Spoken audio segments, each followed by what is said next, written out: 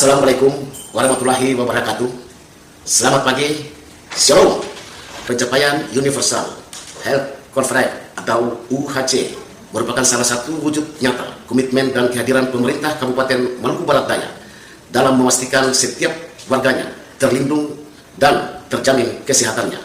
Dengan capaian UHC, harapan kami program CKN ini dapat dirasakan langsung manfaatnya oleh seluruh masyarakat di Kabupaten Maluku Barat Daya. Kami selaku pemerintah daerah akan mendukung program CKN ini untuk terus berjalan.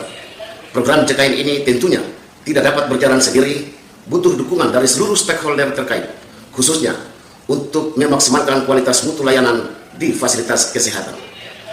Agar pelayanan jaminan kesehatan kepada masyarakat dapat terus meningkat, dan yang terpenting adalah seluruh masyarakat dapat mengakses layanan kesehatan, serta tidak ada lagi masyarakat yang tidak terlayani di fasilitas